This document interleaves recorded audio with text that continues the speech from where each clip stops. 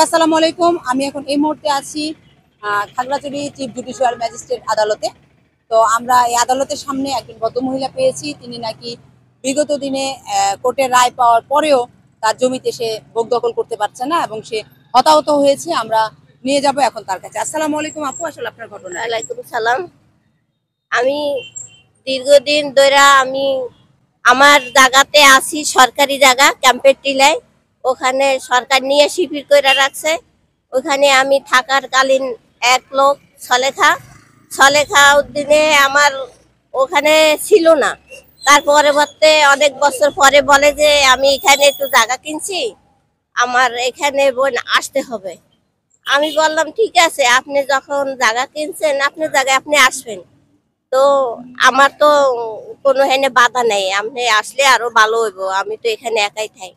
ওনার ছোট স্ত্রী নিয়ে চলে আসছে আমার ঘরে রাইখে। আমি অনেক ওনাদেরকে দেখাশোনা করার পরে দিনে দিনে ঘর তুলে দিলাম বাতি ধরাইয়া।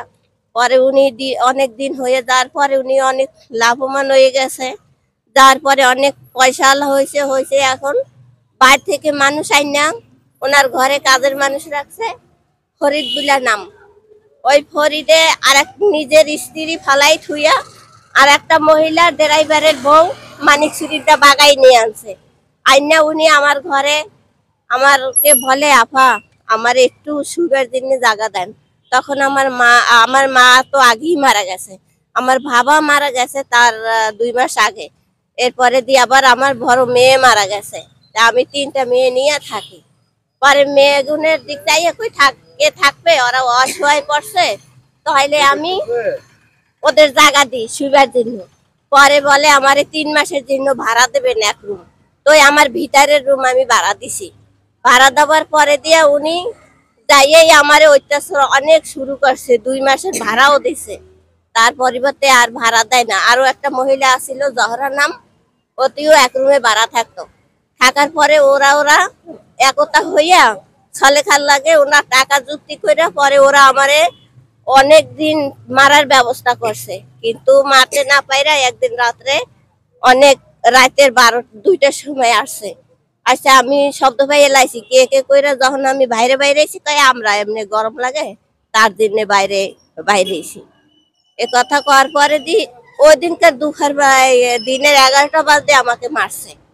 মারার পরে ঝালিয়া ভাড়াতে আমি যার কাছে বিচারের লেগে গেছি, ওনারা টাকা ভাগ করে, ওনারা টাকা খাওয়াইতেছে, ওনারা আমার বিচার করে নাই। এভাবে 18 সাল হইতে আমি মামলা চালাই আইছি। মামলা চালাইতে ফের আবার আমি রায় পাইছি, এটিএম করতে রায় দিয়েছি আমাকে। ওরা মাইরে মামলা দিছে, ওই মামলায় রায় পাইছি। রায় পাওয়ার পরে দিয়ে আমি ঘরে গেছি। ঘরে যাবার পরে আমি ঘর পরিষ্কার করি, ওরা আবার অন্য ভাড়া ঘরে চলে গেছিল খাইলে ঘরে।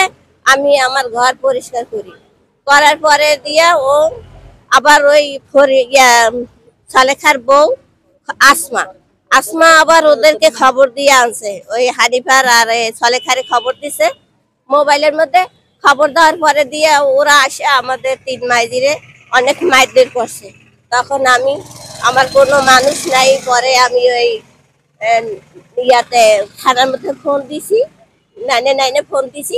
ফোন দেওয়ার পরে দিয়া পুলিশ আসতে দেরি হচ্ছে। পুলিশ আইসা পাইছি আমারে, পাওয়ার পরে আমাকে আর্মি ক্যাম্পে ডাক্তারের কাছে পাঠাই দিছে। ওখান থেকে ডাক্তারে আমারে কিছু ঔষধ দিয়া স্যালাইন দিয়া লোকজন লইয়া পাঠাই দিছে মাটিরাঙ্গা হাসপাতালে। আমার মাথায় 7টা না 8টা সেলাই দিয়া পাঠাই দিছে খাগড়াছড়িতে পাঠাই দেওয়ার পরে দিয়া আজও ওই মামলা নিয়ে ঘুরি, কিন্তু আমি সুবিচার পাই না। এখনো ওরা আমার ঘরে আছে, আমি আজও মামলা নিয়ে চলতে আছি।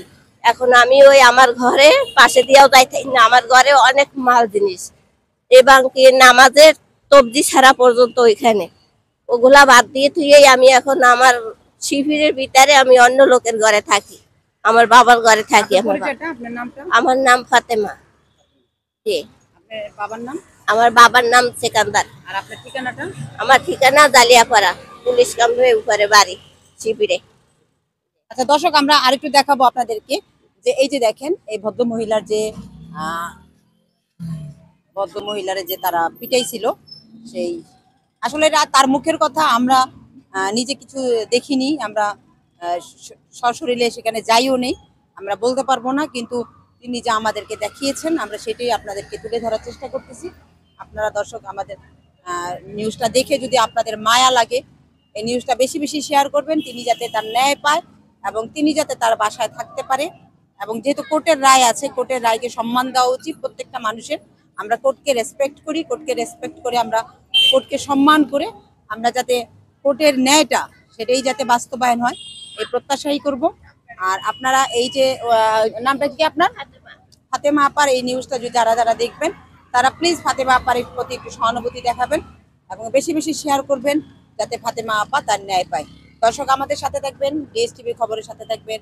আমি সানজিদা আক্তার আছি আপনাদের সাথে।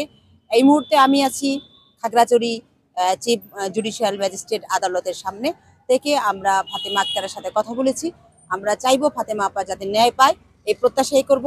খাগড়াছড়ি থেকে সানজিদা আক্তার, ডিএসটিভি খবর। ধন্যবাদ।